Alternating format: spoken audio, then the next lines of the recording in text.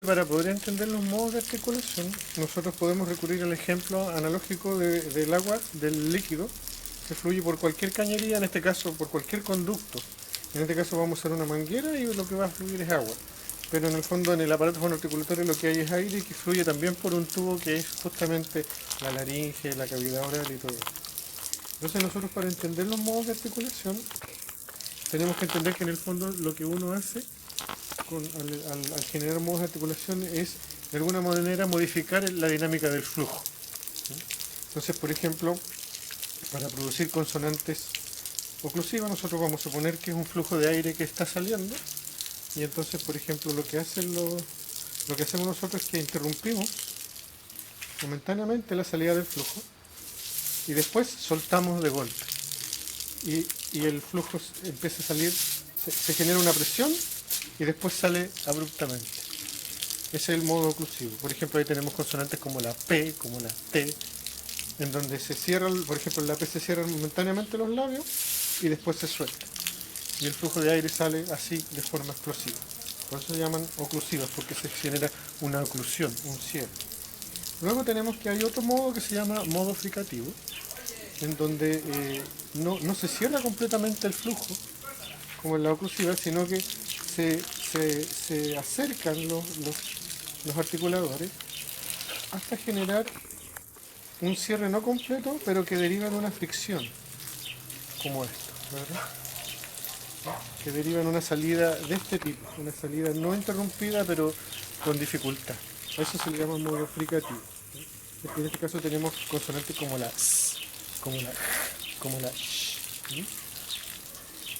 Luego tenemos el modo africado, que es una mezcla de los dos.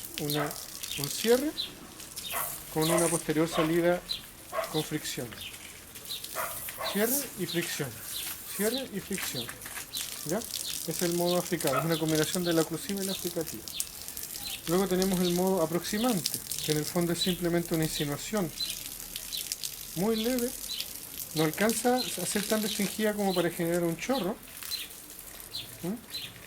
pero tampoco es absolutamente abierta, como el caso, por ejemplo, el fluir libre es el caso de las vocales.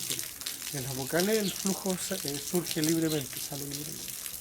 Entonces las aproximantes son parecidas a las vocales porque en el fondo el flujo sale libremente, pero se cierra un poquitito, se acercan, se insinúa apenas el movimiento. Este es el caso, por ejemplo, de la B, de la D, de la Y. Luego tenemos el modo vibrante como la R, en donde se podría decir que ocurre algo así como pequeñas interrupciones del flujo. Entonces, muy rápida. Yo no lo puedo hacer aquí tan rápido porque mi dedo no es tan rápido, pero en el fondo esa es la dinámica. Varias interrupciones cortitas del flujo. Y eso genera un efecto acústico como el sonido de la R. Para el caso de la vibrante simple es un solo golpecito pequeño. R, R, R.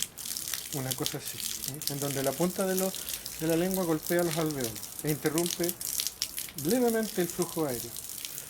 Luego tenemos la lateral, la L, que en el fondo es como quien dice, justamente como su nombre lo dice, es hacer un cierre al medio. La punta de la lengua se pone en los alvéolos y el flujo de aire se divide en dos flujos que salen uno por cada lado.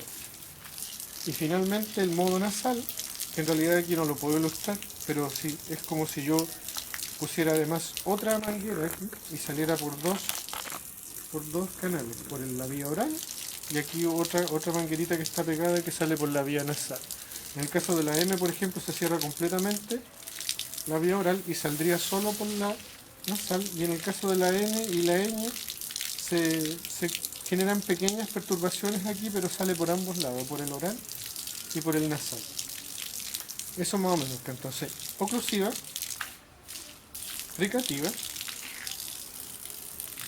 aproximante, ahí, vibrante, múltiple y simple, la lateral y la nasal que no se puede ilustrar acá. Eso. Ya, y ahora te mojo.